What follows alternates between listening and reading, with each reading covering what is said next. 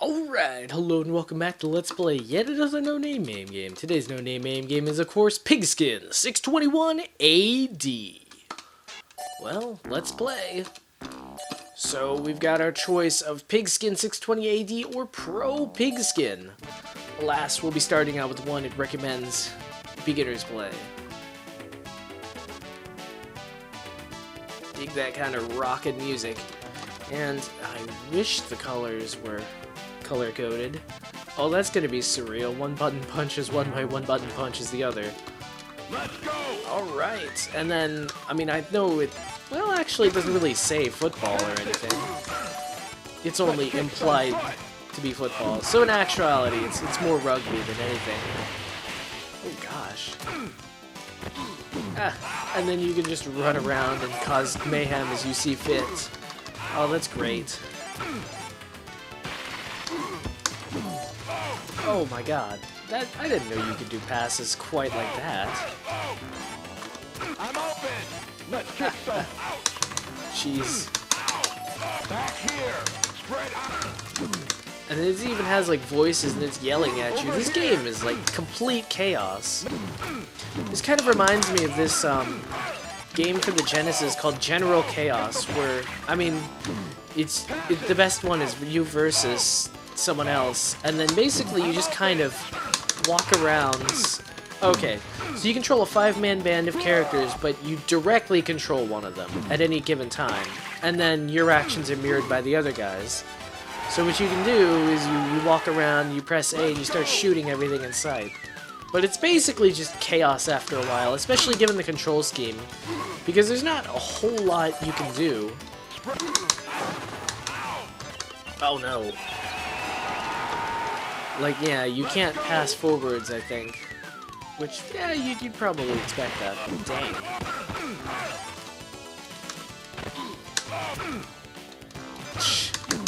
God, and there's like so much stuff you can trip over.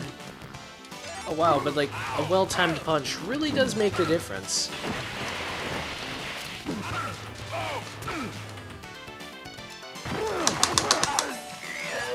Oh wow, so you can... Oh, nice. I don't know, you just have to, like, figure out the controls. It's... I mean, it is something you have to get used to, but... Video timeout? Ah. Well, that's nice. Well, okay, so it's... like a lot of video games, sports video games at least, it kind of goes where, it goes by time rather than any sort of, like, deaths or something. Which that would be kind of interesting, like a game like this, you play it so it's like you only have so many trips or so many lives. Oh, cool, there are even different position or formations that you can try out. Not that strategy is so essential in this game. I mean, in a football, well, okay, in a rugby game with 2 punch buttons, I'm pretty sure you can figure out where the emphasis is on. Let's go! And yeah, I'm sure you've heard of Mutant League Football, which I'm assured that's a lot more like real football. It's not really kind of this all-out melee of rugby. Oh wow, so yeah, if you just play right and then you're a good teammate, you like support your guys, then you can score. That's pretty cool. I mean, even if it's not necessarily you doing the scoring. Oh, come on! Oh man, and then I can only imagine too, like you playing multiplayer with someone, this would just be absolute chaos as far as like what's happening. Oh, can you imagine if this was like 4 players simultaneous or something? That would be absolutely insane.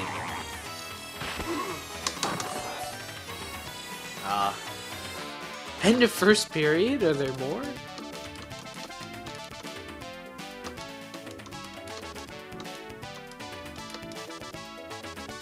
But when you punch, the team punches too.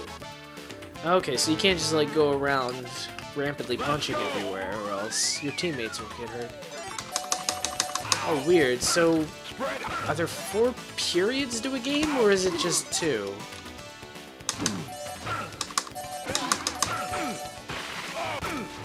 Because it seems like... Oh. No, is it a timer at the top or a score? And do you get multiple points for each, quote, touchdown? I don't know, there's like a lot of stuff going on in this game that doesn't quite make a whole lot of sense. But otherwise, it's a fairly straightforward game. I mean, you run, you walk around, and you punch. It's kind of weird, but it actually plays like a lot of other Midway games. Like you've got, what was it, Xenophobe, where you just kind of walk around and shoot things. It's sort of like an implied punch. And you got Wacko, where you just kind of go around and shoot things. And you've got Inferno, which I don't think they actually made. That was Williams, but it was kind of the same game. And you got like Joust, where you run around and punch stuff. And you got Rip Tapper, where you run around and punch stuff. And it's like every Midway game is running around and punching stuff. It is really nice that they have the main character be so distinct from the other guys. It's an interesting little problem you have where it's like you've got to make the other guys generic but cool enough that you can tell them apart. Whereas you need to be able to instantly discern which character is you at all times. And then this game sort of has like the little arrow, but it doesn't make it super obvious. Whereas like in a game like NBA Jam, I think, it had the labels constantly above the people's heads. Some games try to play it a bit more subtle, some games just kind of do whatever. Oh, some games like don't even have really like an indicator or something. It's just like, or maybe the character itself lights up, but then the characters are identical otherwise. Which, you just want to do whatever works. But then there's also like a visual appeal aspect to it. Oh, okay, so you changed the strategy with the third button. Again, though, not a game based on strategy. Spread out. Scatter strategy, I like to imagine that's just kind of like a melee. Let's go. Oh, okay, so defense, you have different strategies than on offense, which in some sense makes sense.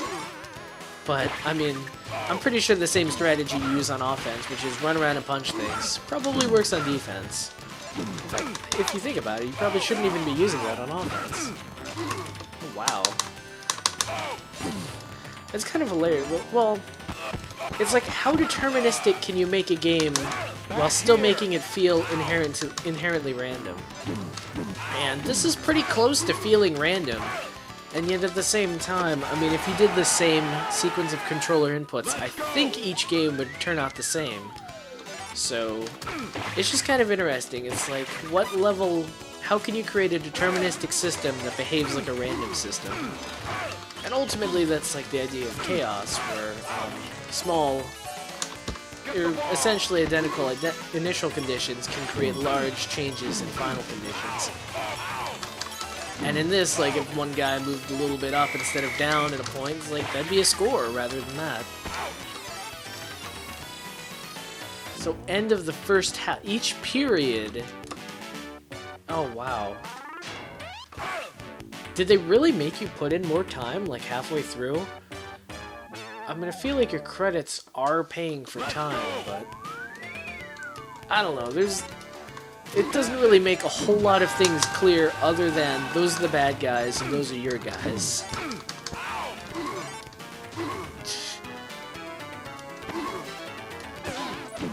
Oh no. There we go. I'm open. And then of course you've got the pass to me button. Oh, that's pretty great. You can do your best TO impression. You're like, hey, I'm open. Even when you're not. Uh-oh, and then the age-old question, what happens to guys who die? Evidently they make it out, so that's pretty good. Yeah, it was so open. Although, that looks a little bit like honey. I don't think you would slip on honey. But yeah, it's such a ridiculous game.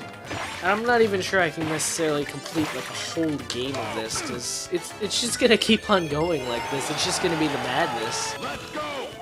Oh, but I do want to find out what the regular football thing is. But I mean, there's no real like timer or anything.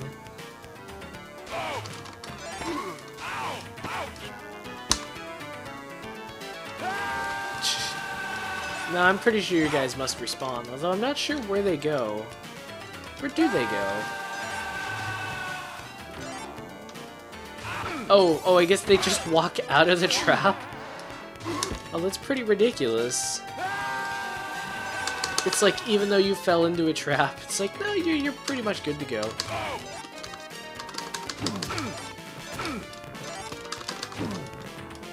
Oh, wow. I mean, yeah, there's like an element of skill with like the punching. It's like you punch just right and you can make it work, but otherwise, I don't know. It's all randomness, ridiculousness.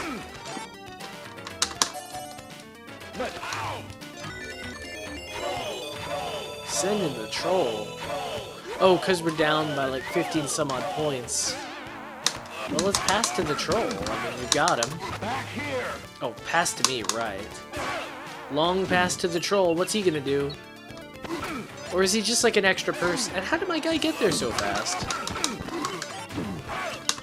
Over here.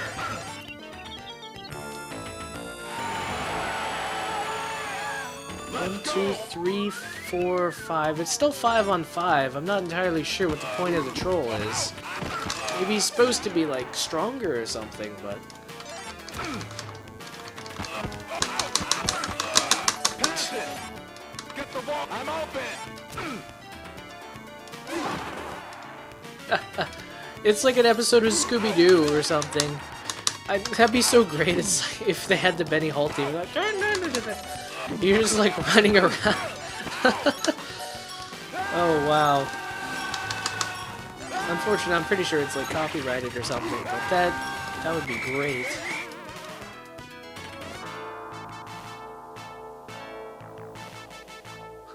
Play as if your life depended on it.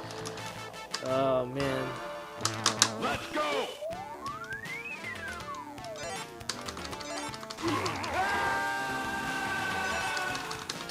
Well, that was unfortunate. We'll be back next episode, kid. Oh, even the troll makes a human scream. Oh, that's pretty great. Oh yeah, and the troll like respond to the right of the play? That's a little crazy.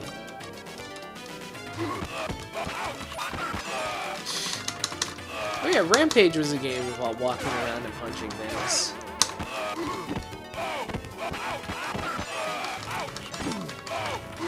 Oh, I did have multiple to the left.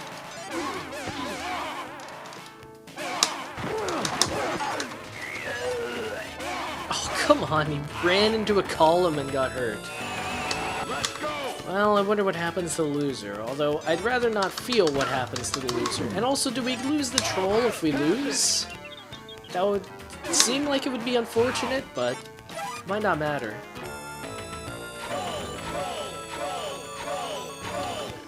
Okay, now they get a troll. So now we get to find out firsthand. Now, our troll's just gonna score for us. Dang, that guy's like unstoppable. He's like a beast. Well, I guess, literally, he is a beast. Oh, come on. I just, like, beat up their troll with hardly any effort. That's ridiculous. Yeah, I don't really think it matters if they're the troll or not.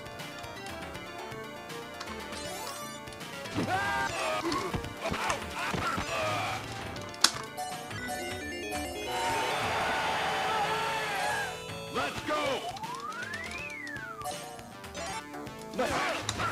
Back here.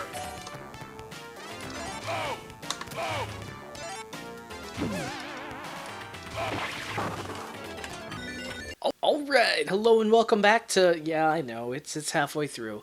But the thing was... The thing about Pigskin 621 is it was just getting, like, really repetitive, really boring, just kind of over and over and over and over and over again, the same sort of thing. And it really felt like you got, like, a ton of gameplay for just the couple of credits you put in.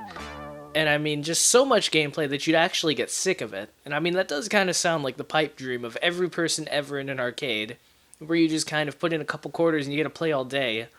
But eventually it just kind of denigrates this sort of, like, mindless running around and smashing everything you see. And I don't know, it kind of hints at like kind of the darker side of sports games. Like after you've kind of learned everything, or like if you're just playing a supposedly meaningless game in like a franchise mode or something, where it's like you start kind of questioning, is like, why am I doing this? What's the point? I mean, I'm not learning anything, I'm not achieving anything, I'm not getting anything. And then you just kind of have all of these philosophical self-doubts about like what you're accomplishing.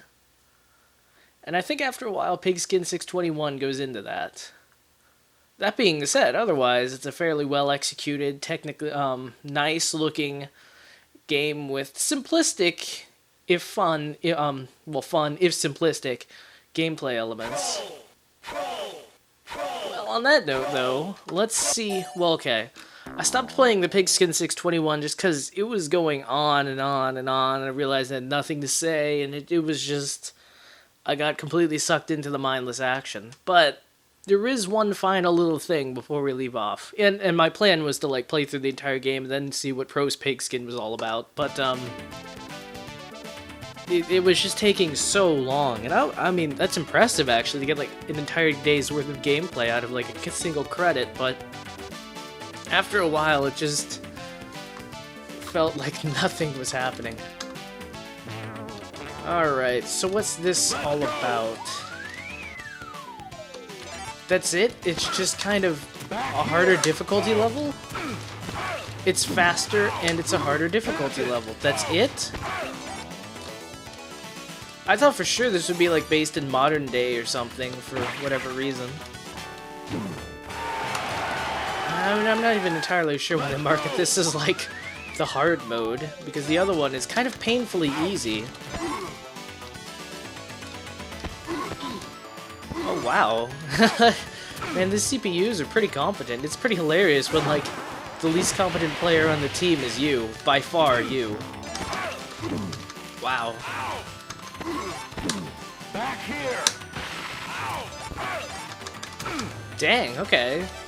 I mean, it's less mindless, it's more interesting, I suppose, but at the same time, I mean, like, it's still the same gameplay, it just feels a little sped up or a little different. I mean, it's kind of like pellet swaps in RPGs or fighting games or whatever. I mean, sure, the person has a different costume and their stats might superficially be different, but at the end of the day, it's the same person. And you can't really fool anyone just by changing a couple of colors on a costume or anything.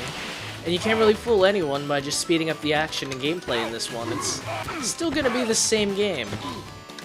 I will say this about Pigskin though, I mean, for as much as I was like supposedly knocking it, there was a point in time when like literally all I could do was just focus on the game and play Pigskin. I mean, I couldn't even think of anything to say. In fact, I forgot that I was supposed to say things. All I could remember, or all I could think was just, there's Pigskin, let's play it. So, I mean, I suppose that's another interesting thing. It's just kind of like a spiraling vorpal, or it's like a dark hole for attention. Eventually, you just get sucked into it, and like, you can't ever really escape. And then the worst part is you don't even necessarily want to. So that's Pigskin 621, a game that might just dangerously suck you. Wow. That was one heck of a pass. Oh. Maybe it's not so generous as I thought. Like, you don't necessarily get to play all day, it's just the games are really long. Which is kind of a, well, I mean, I can kind of see it, because, like, it's not like anything changes game to game. It's not like there are different teams or any sort of tournament, so ultimately, just making the game longer would do the same thing, but huh. I don't know, it's just weird. Back here. And it's another interesting game in a world full of interesting arcade games. Well, on that note, this cat's got a scat. Let's go.